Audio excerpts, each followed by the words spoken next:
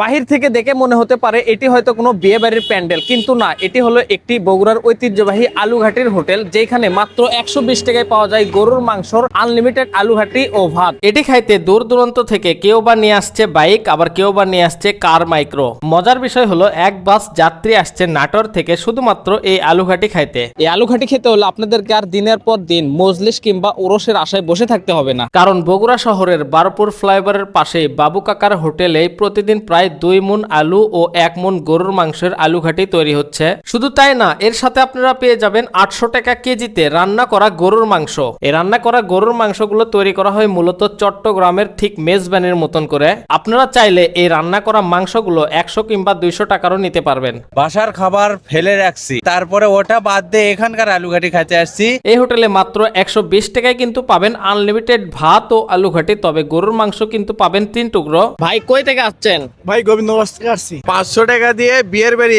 দান কিনে দাওয়াত খাওয়ার চাইতে আমি মনে করি এই হোটেলে 120 টাকা দিয়ে গোস্ত দিয়ে আলুঘাটি খাওয়া অনেক ভালো। আমরা যেহেতু 3 জন ছিলাম, এর জন্য আমরা নিছিলাম হাফ কেজি রান্না করা গরুর মাংস আর নিছিলাম 3 বাটি আলুঘাটি। সত্যি বলতে আলুঘাটিটি অনেক মজার ছিল। আপনারা যদি এই ধরনের আলুঘাটি পছন্দ করেন তাহলে অবশ্যই এই হোটেলে খাইতে যাবেন, আশা করি অনেক অনেক ভালো লাগবে। এই হোটেলে প্রতিদিন আলুঘাটি রান্না শুরু করা হয় সকাল 8টা থেকে, তবে সকাল 11টার মধ্যে কিন্তু রান্নাগুলো কমপ্লিট হয়ে যায়। আমি 30 বছর যাবত বাবুর্চির কাজ করি, মোটামুটি সুনাম বিখ্যাত বাবুর্চি আমি আলুঘাটির। আমি এমনও ওরস মাহফিলে 50 থেকে 70 মণ আলুঘাটি পাক করি। আমাদের আলুঘাটি 1 থেকে 1.5 ঘন্টার মধ্যে শেষ হয়ে যায়। তখনই আমরা নতুন করে আবার রান্না করে মানুষের সামনে তৈরি করে খাওয়াই। বাবু কাকার এই আলুঘাটির হোটেলের ঠিকানা হলো বগুড়া বারপুর ফ্লাইওভারের একদম পাশেই এই হোটেলটি।